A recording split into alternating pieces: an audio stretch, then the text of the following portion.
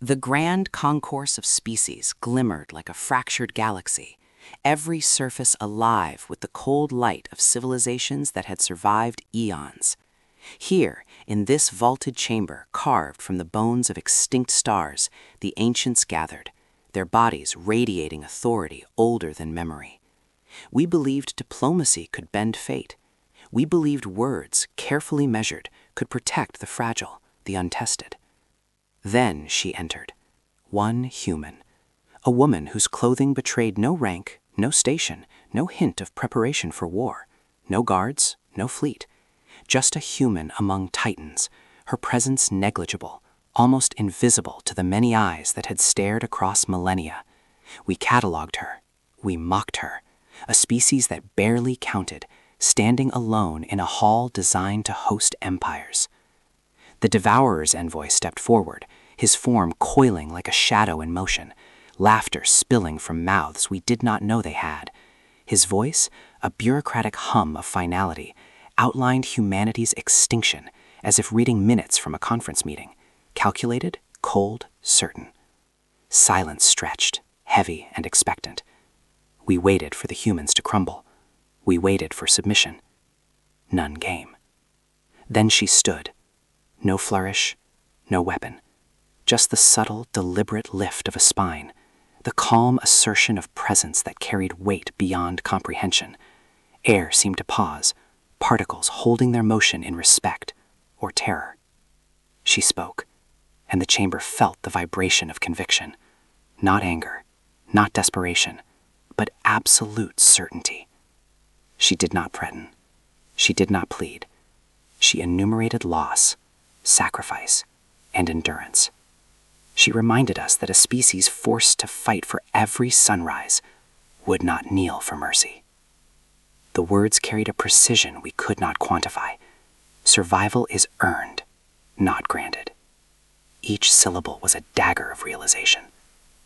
The Devourers faltered, not from fear, but from the recognition of the unmeasurable unknown. The human delegation left as silently as they had arrived. No ultimatum, no plea. Only later did we understand. The peace talks had not failed. They had ended. Humanity had already chosen war. And in that choice, the seeds of awe and terror were planted in every observer present. The concourse remained, hushed, the echoes of their resolve lingering, as if the chamber itself feared what came next. And we, ancient as we were, realized we were about to witness a species unlike any before. We cataloged humans as fragile, emotionally volatile, physically weak. Technologically average. Among the elder species, this classification was unanimous, reinforced by centuries of observation, or so we believed. Their art captivated us, strange, fleeting expressions of color and sound that hinted at passion without logic. Their conflicts amused us, like the sparring of juveniles unaware of the consequences. We mistook empathy for softness, cooperation for dependence, and when the first attacks came to their colonies, we waited to witness surrender, or at least a request for intervention. But nothing happened. Entire human worlds went dark, not by force but by choice. Trade channels closed, communication signals ceased, surveillance sensors detected silence where once there was activity. Intelligence reports suggested chaos, but there were no fleeing civilians, no desperate cries for help. Humanity was not collapsing. They were concentrating, aligning themselves like predators unseen until the trap snaps. Captured Devourer scouts returned with reports that baffled even seasoned commanders. Humans fighting where victory was impossible. Ships outgunned, soldiers outnumbered. Yet every encounter was executed with intent, precision, and a strange, almost ritualistic tenacity. They did not fight for glory or survival alone. They fought for time, to delay, to observe, to learn. Every defeat became data, every loss refined strategy. Each failure was assimilated, cataloged, transformed into advantage. We began to see the pattern. A species unrefined, yes, but extraordinarily dangerous. Humans adapted faster than any recorded intelligence. Ships were modified between skirmishes. Soldiers improvised tactics mid-battle. Civilians repurposed into strategists and engineers. They treated survival not as chance, but as a system, iterative, evolving, unyielding. Soft? No. Humans were not soft. They were unfinished weapons, sculpted in the forge of adversity. They were willing to bleed, willing to burn, willing to endure beyond expectation. And most unnerving of all, they were willing to change, faster and more completely than any opponent could anticipate. The elder species whispered uneasily among themselves, realizing too late that the humans we had dismissed were already reshaping the rules of engagement. And in that realization, a quiet terror began to settle across fleets that had never known uncertainty. The next battles would reveal the truth. We had underestimated them in ways that would cost many lives, and perhaps the galaxy itself. The first true battles against humanity shattered every expectation the galaxy had held for them. We had studied their fleets, calculated their tactical deficiencies, and cataloged their technological shortcomings. On paper, they should have been erased before their engines left orbit. Their ships were smaller, their armor rudimentary, their numbers negligible against the vast Devourer armadas. Every model predicted instantaneous collapse, every historical precedent suggested the same. Yet, when the fleets clashed, a phenomenon occurred that defied prediction and logic itself. Human vessels moved with a disjointed grace, like dancers guided by instinct rather than instruction. Hulls ruptured under fire, engines flamed, yet formations remained intact. They rotated positions, sacrificing craft to shield others, retreating with calculated rhythm rather than panic. Each engagement was a testament to endurance, an almost ritualistic refusal to yield, to surrender, to abandon one another. The Devourer scouts who observed these patterns returned disoriented. "What is going on?" they asked. We intercepted battlefield transmissions, fragments of human voices among the chaos. Fear threaded through them, an unmistakable tremor, but it never dominated. Instead, there was laughter in the darkest moments, banter shared between comrades even as explosions tore ships apart around them. Commands were shouted with urgency, yes, but not desperation. Human crews coordinated across vessels with a precision that suggested instinct and improvisation simultaneously. Orders were given, executed, modified, and repeated with a speed that left observers from elder species reeling. On the surface of contested planets, human ground forces mirrored their spaceborne brethren. They held positions long past any logical moment of retreat. Trenches became fortresses, broken by bombardments, only to be reclaimed with improvisation and ingenuity. Even when surrounded, they fought as if anchored by an invisible thread of purpose. Their wounds were not terminal. Their medics worked with primitive tools, yet somehow the injured returned to the front lines faster than any model predicted. Each casualty became a lesson, each loss a calculation that strengthened the survivors. Pain did not weaken them, it sharpened them. It was unlike anything we had encountered. Not because the humans screamed, the humans were far too disciplined for that, but because the mere presence of humanity forced others, the elder species, the devourers themselves, to scream internally in confusion and fear. Humanity's resilience created a psychic disturbance, a ripple of uncertainty through beings who had never questioned their superiority. Every meter of ground cost blood. Every tactical advance exacted a toll measured not in victory, but in the human ability to endure. We calculated attrition, we measured damage, we predicted retreat, and each time humanity defied expectation. Entire divisions were lost in frontal assaults, yet formations reassembled, new tactics emerged, improvisation reignited. Victory for the humans was never the elimination of the enemy, it was the preservation of continuity, the ability to survive, adapt, and return. Their triumphs were silent, their successes almost invisible to the untrained eye, yet the galaxy began to sense the truth. These creatures were not merely fighting, they were becoming something the galaxy had never seen before.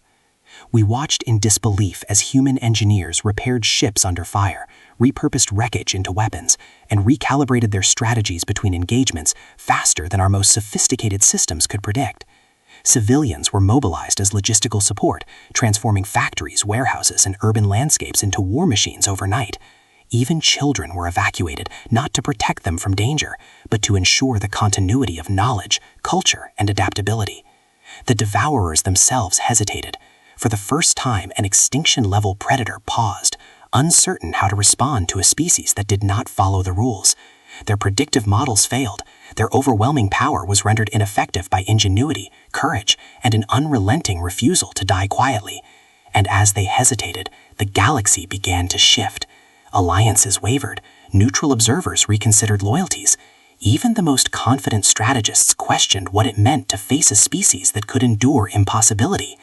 The human approach was methodical, almost cruel in its simplicity. They did not seek to annihilate the enemy outright. They absorbed losses, recalibrated their strategies, and pressed forward with relentless determination. Every battle, every encounter became a crucible that forged them sharper, faster, and smarter. Loss became preparation, defeat became teaching. Each engagement was both punishment and lesson, for them, for the enemy, and for any who watched. By the end of the first campaign, the Devourers began to respect them, not as equals, but as anomalies, as chaotic forces that refused the parameters of conventional warfare. We, the chroniclers of the universe, observed with awe and terror. The screaming species had redefined conflict. They had weaponized suffering, converted chaos into structure, and transformed fear into resilience. And as reports filtered back from the front lines, it became clear this was no longer a war that could be measured in numbers, firepower, or strategy alone. It was a war of endurance, a war of the human spirit.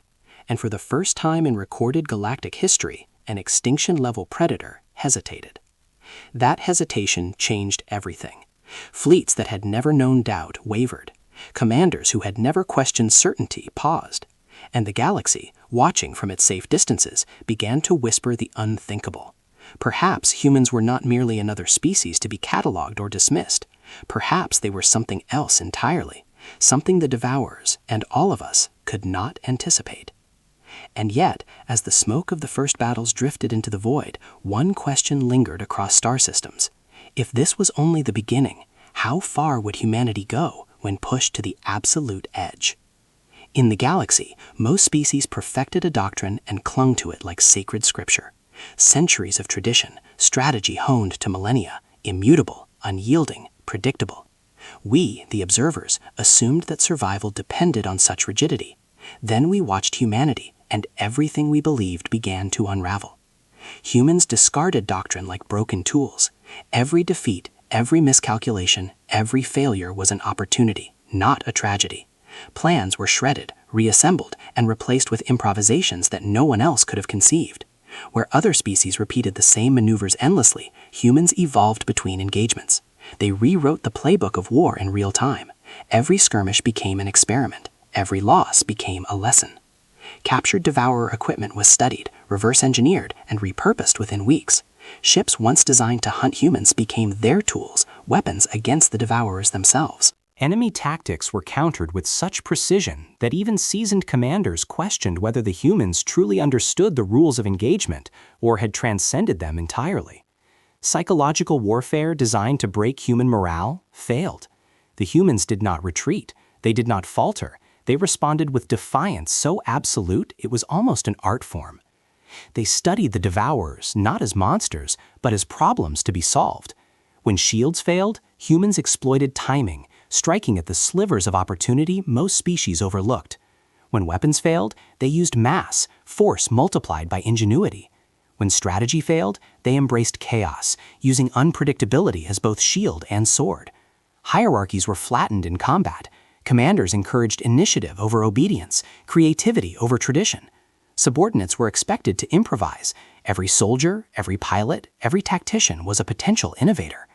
On the ground and in orbit, we saw human engineers operate under fire, recalibrating weapons and systems mid-engagement. Entire factories, normally devoted to mundane production, were converted overnight into war machines. Civilians became logisticians, farmers became strategists, artists became propagandists, all without hesitation, all without complaint. Children were evacuated, not to hide from the war, but to preserve continuity, the knowledge, the culture, the very essence of their species, safeguarded for the battles to come. Every encounter revealed the staggering speed of their adaptation. Where other species required months, years, generations, humanity evolved in hours and days. They learned faster than logic would allow, faster than our biology would predict. Observers were left scrambling to record, to quantify, to understand, but the data was never sufficient. The humans existed outside the boundaries of expectation. The devourers, ever methodical, ever confident, began to pause before each encounter. Their calculations, once flawless, became approximations. Each battle became a test not of power, but of uncertainty. The elders whispered of the impossibility of predicting humans, of the danger in underestimating them. We who had seen the rise and fall of countless civilizations began to feel a new sensation: fear. Not the fear of extinction. That would have been simple, easy, predictable. No, this was a subtler terror, the fear of a species that had made survival itself a weapon. A species that could endure pain, absorb defeat, and transform it into a tool.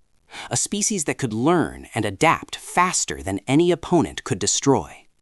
That was when neutral systems, the observers who had watched from a distance, the planets that had not yet chosen sides, began to tremble. They realized that humans were not just winning battles, they were rewriting the rules of war. Signals from neutral colonies carried hushed transmissions. Merchants who had once traded freely between systems now paused, wary of what they did not yet understand. Diplomats from the elder species, normally confident and smug, began consulting human envoys before committing to decisions. Even our historians, creatures trained to measure significance over millennia, paused. Humanity had become the unknown variable, and the unknown in the galaxy is always terrifying. We saw it in their ships. After a single encounter, a vessel that had suffered critical damage would re-emerge not only repaired, but modified. Weapons recalibrated, armor reinforced, systems optimized for maneuvers no enemy could anticipate. We saw it in their ground tactics as units fell back only to reorganize and strike from angles previously unconsidered. In every skirmish, humans converted failure into preparation, disadvantage into advantage. And yet, they did not revel in their victories. They did not display a triumph. They simply observed, adapted, and pressed forward, relentless, unyielding, unbroken. Where other species would pause to mourn, to celebrate, to recalibrate, humans continued as though the next challenge was inevitable. Every engagement, every loss, every narrow escape was part of a continuum, a relentless machine of evolution and experience. This was the moment the galaxy began to understand that the humans we had dismissed were not weak, they were not fragile. They were unfinished weapons, honed not by complacency, but by hardship, not by doctrine, but by the relentless crucible of adaptation. Their power was not in technology alone, nor in numbers, nor even in strategy. It was in the very act of surviving, learning, and evolving faster than the galaxy could predict. The devourers felt it too, in the flicker of hesitation before each strike, in the calculation of each next move. They had faced empires that crumbled in fear, civilizations that shattered under pressure. But humanity was different. Humanity could endure the impossible, learn from it, and emerge stronger. And so the whispers began, carried on every wind, transmitted across every channel, echoed through every observation post. Beware, humanity. They adapt, they endure, they evolve, they are not to be underestimated. And as these whispers spread, an uneasy tension gripped the neutral systems. The fear of not extinction, but of witnessing a species that had turned survival itself into a weapon. The galaxy had always feared the unstoppable, but it had never seen the unbreakable. And humanity, in all its unpredictable, terrifying glory, was just beginning to show what that meant. Ancient fleets fell like dominoes across the void. Ships that had survived supernova wars, fleets that had endured reality fractures, civilizations that had weathered eons of conflict. One by one, they were dismantled by the devourers. Calculated, efficient, unyielding. Their methods were clinical, devoid of malice, but devastating in precision. We watched in horror as tactics honed for millennia crumbled against an enemy that demanded flexibility they could not muster. Pride blinded them, rigid doctrines failed. Adaptability, the lifeblood of survival, was too slow to counter the relentless onslaught. And then, something unthinkable occurred. The galaxy, long divided by age-old grudges and territorial feuds, began sending requests to humanity. Calls for joint operations arrived first, simple, almost hesitant messages from species who had once scoffed at humans. Then came requests for advisors, for human strategists to be embedded in command structures, for their officers to take leadership in theaters no one else dared to command. Pleas for shared control flowed across communication channels that had long carried only suspicion and arrogance. Humanity, the species dismissed as weak and inconsequential, had become the last variable the devourers could not predict. Human officers moved among alien fleets with unsettling ease. They spoke in probabilities, in sacrifices, in contingency trees that began with the assumption of failure. Each plan accounted for losses, delays, and disasters before addressing any hope of victory. Their strategies were not designed for flawless triumph. They were designed for survival, for endurance, for the preservation of what mattered most, life. They did not command like tyrants. They directed like architects of inevitability, calculating which structures must crumble so that others could endure. We watched them lead evacuations from besieged worlds they knew would fail, sacrificing ships and lives to buy minutes, hours, days for others to survive. They volunteered for holding actions no one else would accept, occupying choke points that were guaranteed death traps. Yet when asked why, they offered no tales of heroism, no speeches of glory. They called it necessary. Logistics, timing, human life, all subordinated to the singular goal of survival. No species had ever approached sacrifice with such deliberate clarity. Every success was quiet, almost invisible. Humans did not celebrate, did not broadcast, did not claim glory. Their victories were measured in what continued to exist after each battle. Colonies still standing, families still alive, fleets still moving forward. We, the observers, began to perceive a pattern that unsettled even the most battle-hardened among us. The galaxy did not unite because of hope. It united because humanity had demonstrated that survival was not a miracle. Survival was a skill. And if one was willing to endure what humanity endured, then even the devourers, the unstoppable, the inevitable, could be resisted. Neutral systems began to pay attention. Worlds that had hidden behind neutrality and distance now approached human convoys, offering supplies, intelligence, fleets. Diplomats who had once dismissed humans as inconsequential now sought their counsel. Historians and strategists documented every engagement, every adaptation, every quiet act of courage and endurance. And yet, the humans themselves seem unbothered by recognition. Their eyes, weary but sharp, focused only on the next objective, the next unavoidable cost, the next necessary act. We, who had observed countless wars, realized something extraordinary. Humanity had redefined not only combat, but alliance, strategy, and survival. They had become the fulcrum on which the fate of the galaxy now pivoted. Entire civilizations, once self-assured in their superiority, now deferred to human judgment. Even the devourers themselves recalculated, recognizing that predictions based solely on firepower or numbers would never suffice. The humans had introduced an element they could not anticipate: adaptability combined with endurance, courage without recklessness, calculation tempered by resolve. And yet, the humans did not appear invincible. Their fleets were battered, their colonies were scarred, their losses were devastating. But the terror they inspired was not from perfection. It was from the knowledge that they would continue, that they would endure, adapt, and fight again. That no matter how overwhelming the devourers might seem, there remained a species capable of defying inevitability, capable of teaching even the galaxy's oldest civilizations the limits of resilience. By the time the elder species convened their emergency councils, the message had spread across the stars. Humanity was not just participating in the war.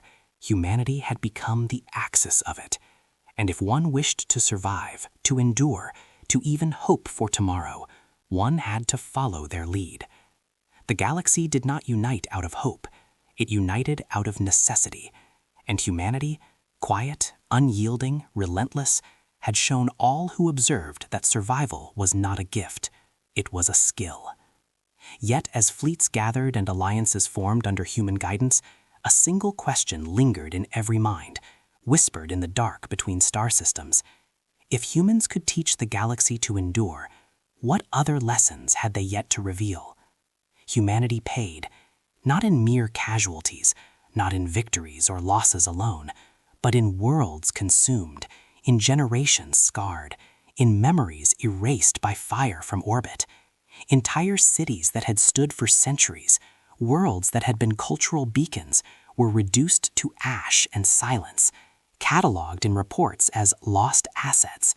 And yet to the humans themselves, the loss was something else entirely, a measure of commitment. We observed human refugees, displaced by bombardments that would have broken any other species. They emerged from the ruins, faces streaked with soot and blood, yet they smiled at those who pitied them.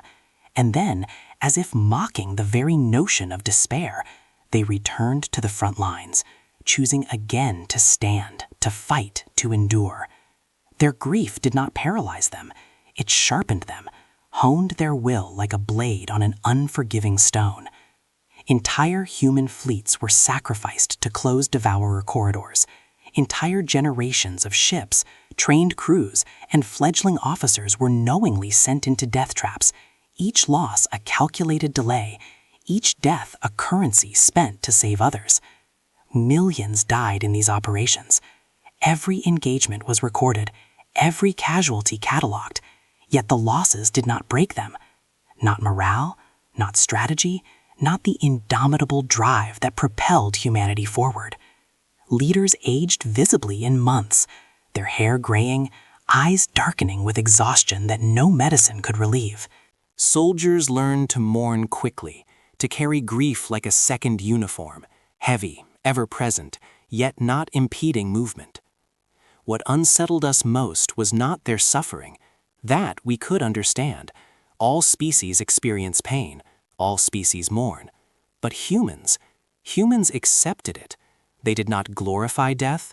They did not perform elaborate rites of honor or demand public recognition for sacrifice. They acknowledged death as an unavoidable cost of resistance, a necessary toll for the survival of others. To them, survival was never clean. It was never painless. It was bought with blood, sweat, and endless repetition of endurance, and they never pretended otherwise. We began to perceive a pattern so profoundly disquieting that even the elder species whispered in disbelief. Humans were not fighting to win the war in the traditional sense. Victory for humanity was not measured in conquered planets, destroyed fleets, or vanquished foes. It was measured in life, any life that survived despite overwhelming odds.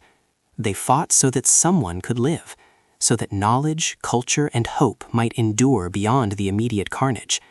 In every tactical retreat, in every calculated sacrifice, in every fleet obliterated in service of delay, there was a purpose beyond victory, preservation.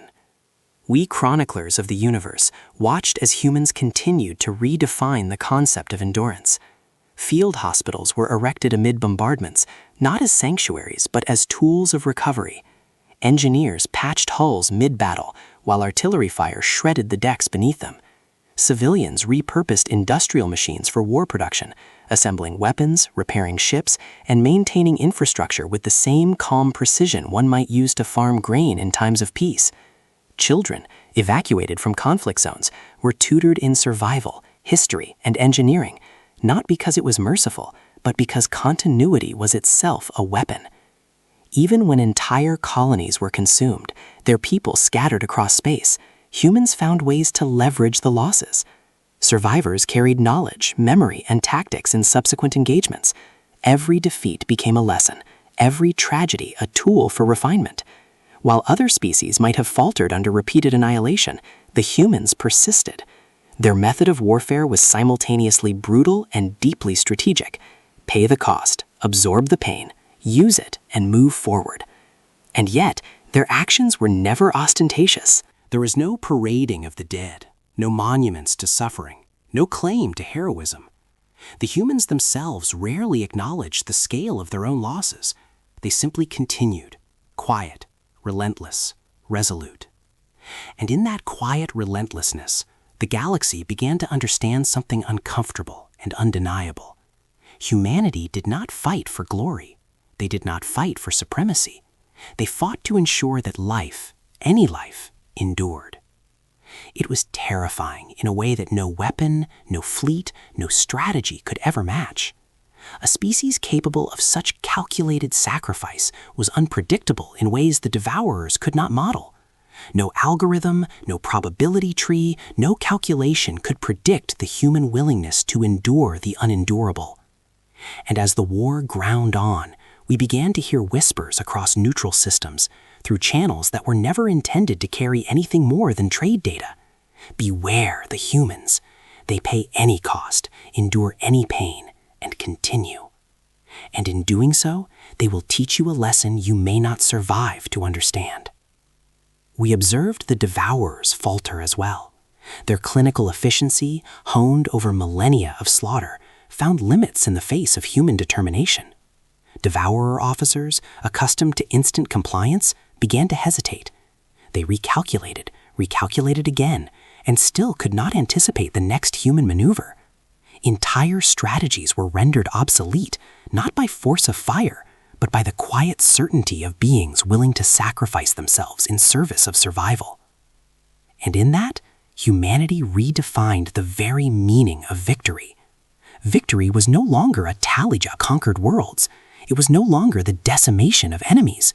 Victory was survival, the continuation of life, knowledge, and agency despite overwhelming odds. And when humans claimed that victory, they did so with no celebration, no ceremony, no fanfare. They simply survived. In the darkness between star systems, we began to whisper among ourselves with a mixture of awe and dread. The humans do not seek to win, they seek to endure. And in that pursuit, they have redefined what it means to prevail. As the smoke cleared from yet another battlefield, as countless ships and lives were reduced to statistics and reports that no human would read, one thought echoed through every mind across every observation post. If humanity pays this cost willingly, if they endure what no other species could survive, then what else are they capable of? And the answer, though unspoken, was chilling.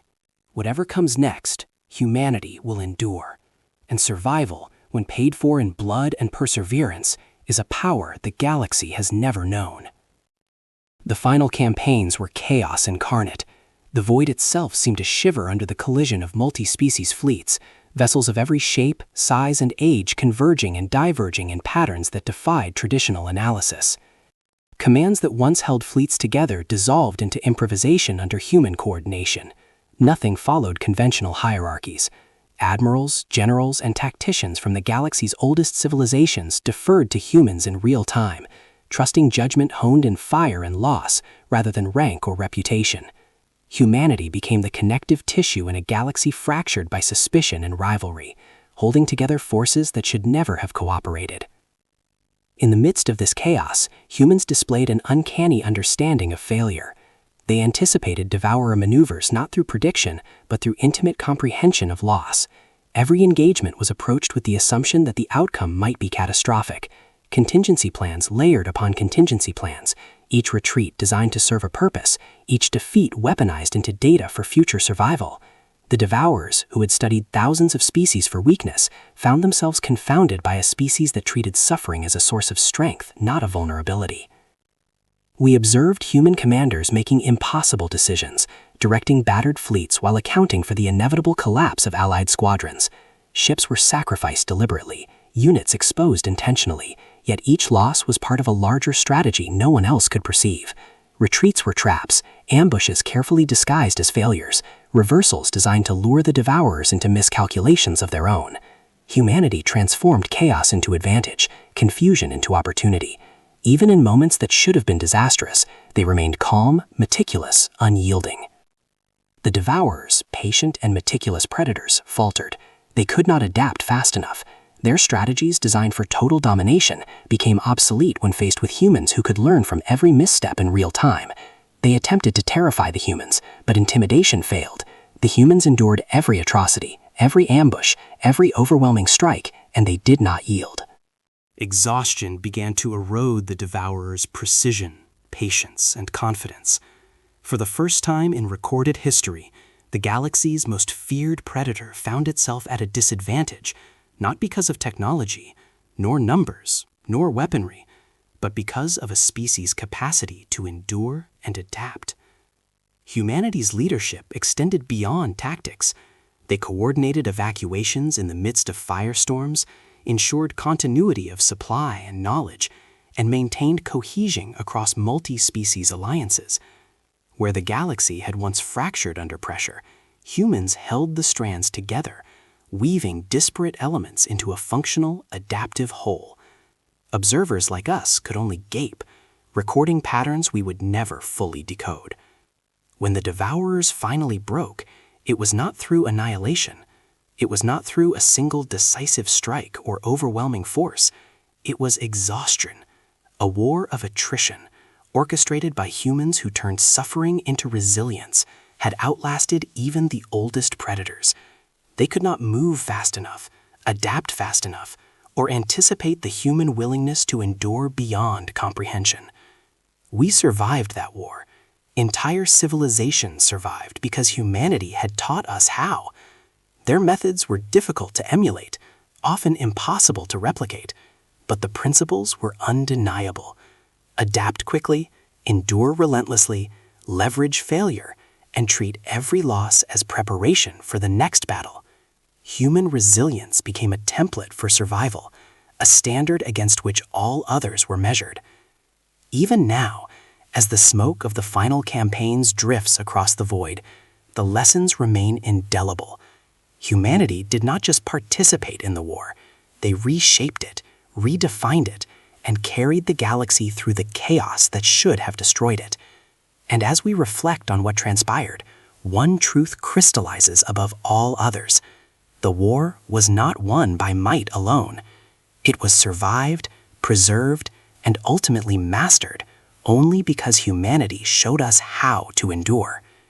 In the end, the galaxy learned a lesson older than weapons, older than fleets, older than even the Devourers themselves. Strength is not in domination. Strength is in the capacity to endure, to adapt, and to survive where survival seems impossible. Humanity did not just fight the Devourers, they redefined what it meant to survive, and in doing so, they ensured that we, the galaxy, would endure as well.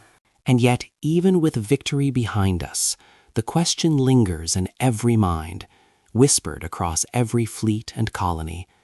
How far could humanity go when pushed beyond even the limits of endurance? The war ended. The Devourers were driven back, shattered, exhausted, and forever changed by encounters with a species they had never anticipated.